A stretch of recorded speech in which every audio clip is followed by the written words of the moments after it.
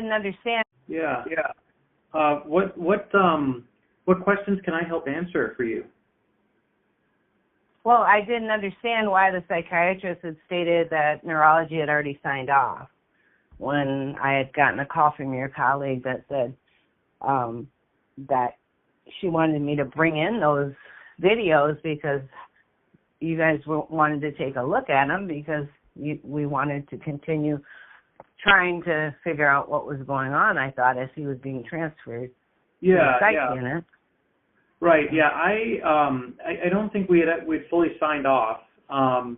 And I wanted just to take that opportunity to talk to you yesterday and review some of those videos, and we can I can share my impression and we can kind of make some next steps. That was kind of my goal. Right, and so even if you've seen the jerky movements and, maybe not seizures or whatever, or, if they were like more, absent or just wouldn't be picked up on an EEG. I don't know whether they would or not or what's going on with those movements. It could be anything. He's been on multiple antipsychotics, and that's why I don't want to start him on the Geodon. Right. That would be like just going into an already injured area because one of the side effects of that is NMS, which we don't even want to mess with that, and then having to have an EKG before he's already got a low heart rate, and so I think last Fairview had said that there really weren't any other options. I think the other option is just doing a total wash of the meds. I don't know.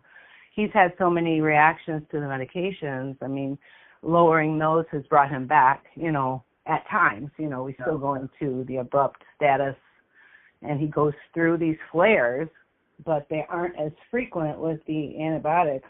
So they said he's been stable there. I don't know what to expect from the hospitals because, one person will tell me that, okay, we had to seclude him, we had to put him in restraints, we had to, and then another one will say he's totally fine. And yet he probably mellowed out after that. And if you didn't, if they obviously didn't give the antibiotic in the first couple of days or at least a day, he could have crashed from not having those in the system. I don't know how antibiotics work, so sometimes the doctors will say, well, it's already in the system. But I noticed if he had missed a dose or something, it's usually not good when he stops them or whatever. So I just know by giving you those videos and showing you those, there were many different layers to this. And so I think I showed you the ones with the movements. Yep. I showed you the ones where he kind of screamed out, I'm shaky now, Mom, and hands were going up. I mean, they were going in very awkward ways, and I know one of the side effects, and when they say their hands are going different ways, that can, kind of put a red flag that there's some kind of disorder or something.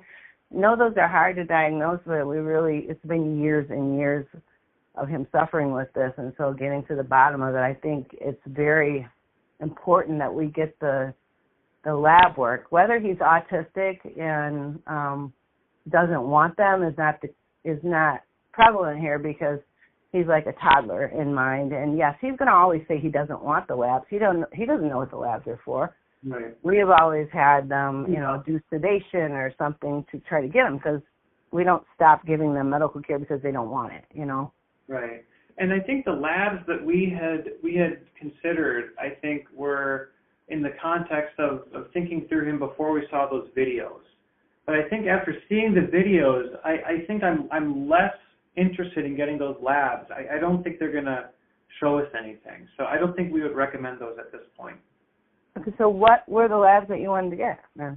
So it would have been kind of basic, electrolytes and like a metabolic panel mostly.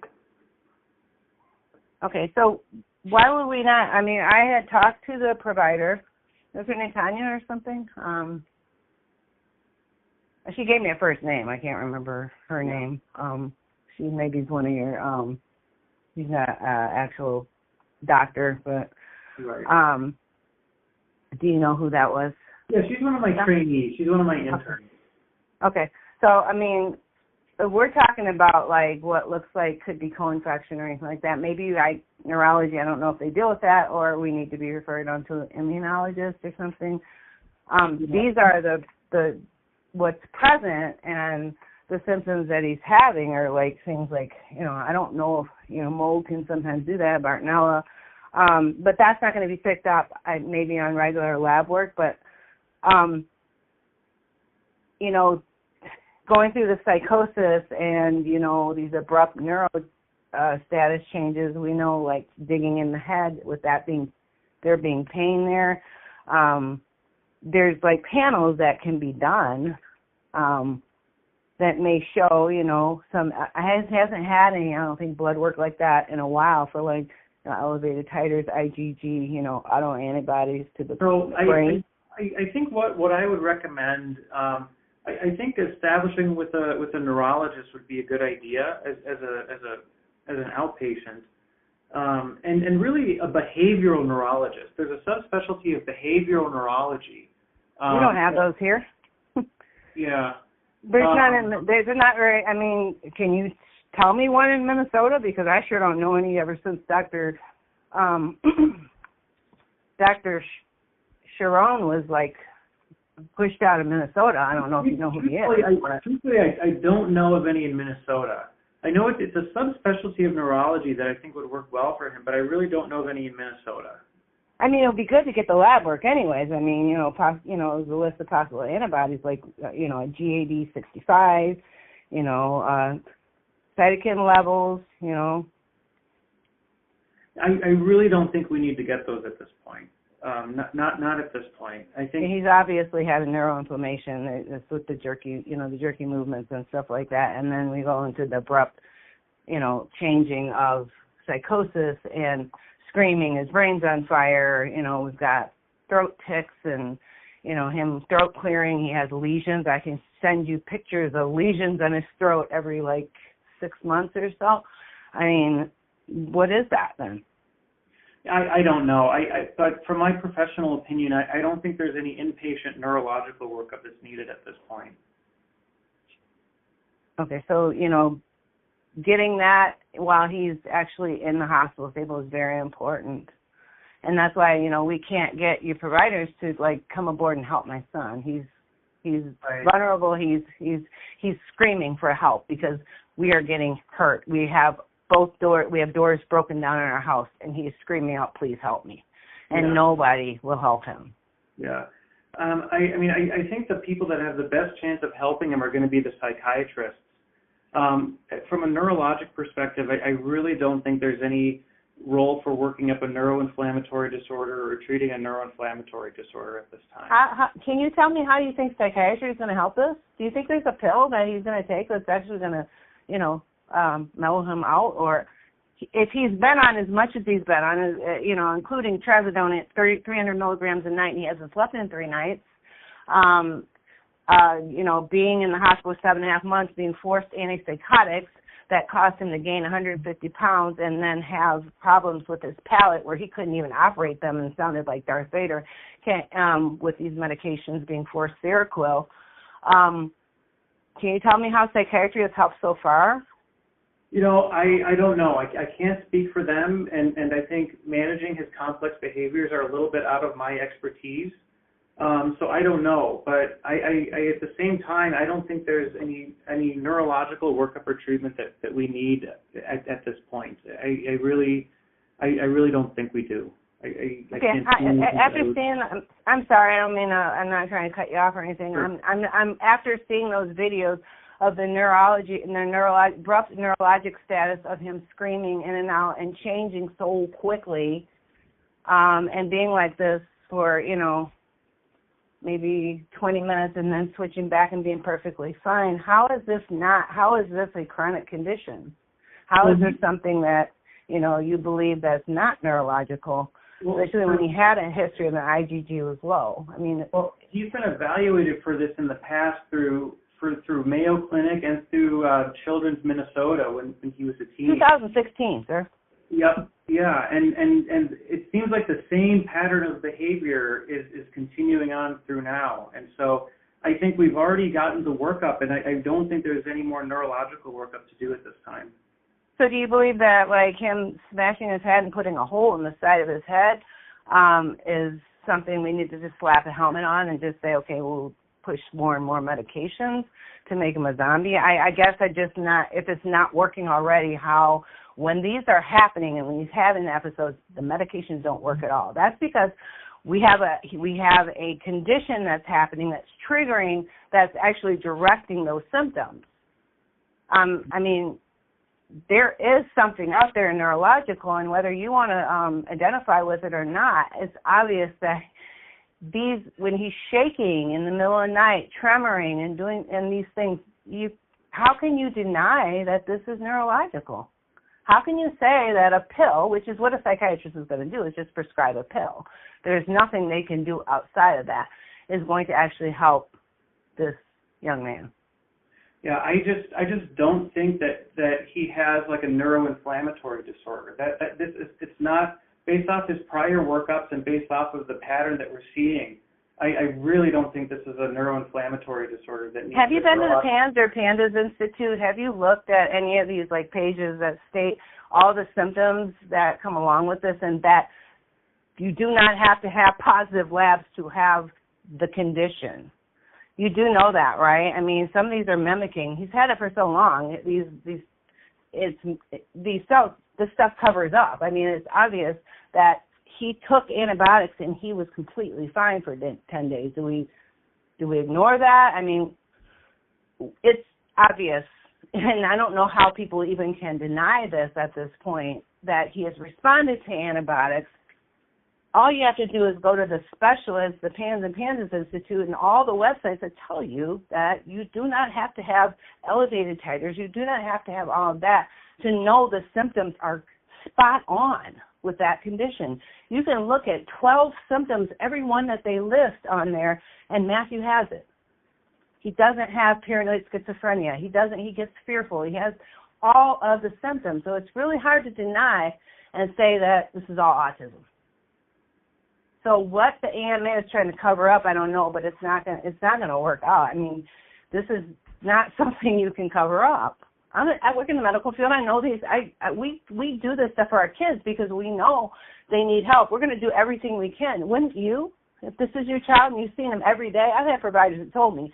Some of them don't, maybe like you or whatever, will say parents are the ones that actually know what's going on with their kids. They live with them every day. They search these things. They know. I mean, I can go and chat GPT, even though they're not providers. They will pull up all my symptoms and say, no matter what a provider says, these are the symptoms of PANS, PANDAS, autoimmune issues. It's obvious. Even chat GPT knows that.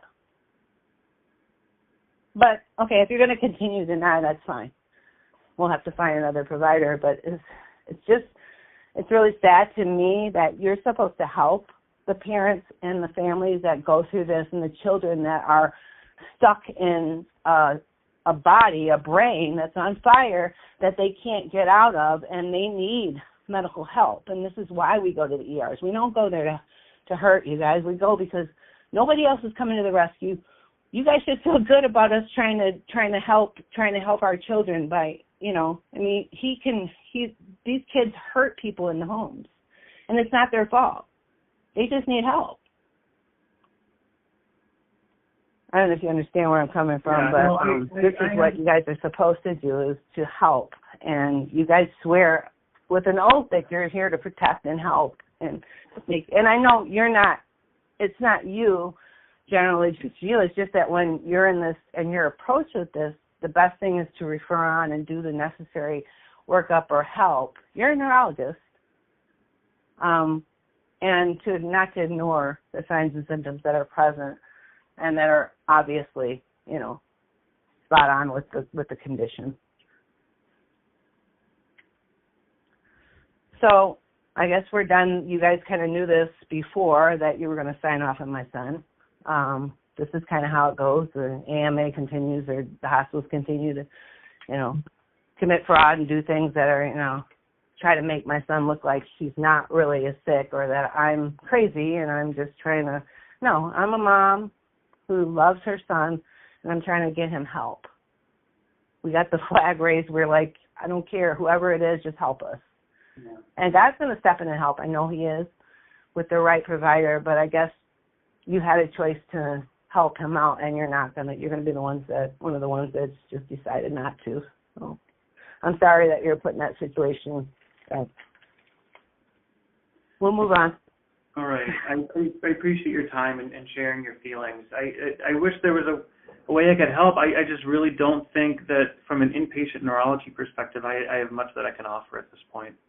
There's a way you can help. You can draw ammonia levels. You can do what needs to be done to treat this child and help him get out of this, his body that, this brain that he can't. He goes and he hits and he hurts us and he doesn't, and then he goes and cries. I don't know if the crying is actually abrupt neuro status, what's going on, but there's not a pill that's going to fix that. We've already tried that. But we got to go out of the box and say, okay, who can help? Can you refer on to somebody else? At least give us something. You're telling me no neurologist is going to help us? I didn't say no neurologist. I remember, we talked about behavioral neurology or neuropsychiatry as an outpatient. I don't think there's an inpatient role that we have in the hospital.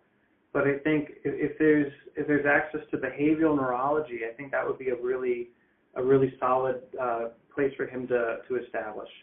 And the behavior is just thrown off to me because the behavior comes because of the condition. Because he starts off with the digging in the head and screaming that it hurts. Then comes the OCD. Then comes what's called behavior. Behavior is kind of a way to say, these autistic kids just are acting out or whatever. It's behavior that happens due to the pain and due to the condition that's at hand. Okay. Well, thank you. I will be there, but we'll be there tonight. I've talked to the hospital, about, the nurses have been really short with me because I've talked about visiting my son and I haven't been able to visit him. And, I'm just trying to help him so he's the most comfortable spot he can be. And with that, I need to be able to, interpret or to, let them know what's best for him, make sure he knows he's coming home. And without the communication, it makes it very difficult. And it seems that your nurses are they're kind of really short and getting angry with me. But we'll get them out, and then, this is the same thing we have to go through every time. And we get treated as the bad people, we get treated as the outcasts, We're not just taking our kids to the ER and, pawning them off on you like Star Tribune and all these people say. We're going there because our kids really need help. Crisis homes might be doing that, but we're not doing that. We are going there because we need help because, this is how we get psychiatric beds because there's nowhere else to go but the psych beds. But they won't even take us. This is the process in Minnesota because there are no beds, there are no places, and we are sitting ducks here with strangers in our home that switch in and out. I mean, this is my son, and I love him, and he's, good any other time, but when he switches into another person, which is a symptom of the pans and pandas, when we lose him, it's like we're sitting ducks, and he rages, and it's really dangerous. So that, with a dangerous person like that, that's what we do and that's what Dr. Shores told me to do, is to bring him in so that you guys could, help him, get, at a level where he can come back home. But at the same time, he's going to always go back to that. So how is that really helping? Mm-hmm. Okay. If you can let them know, I'll probably be there around 6 o'clock. All right. Yeah, thank you for your time. Thank you. Bye-bye.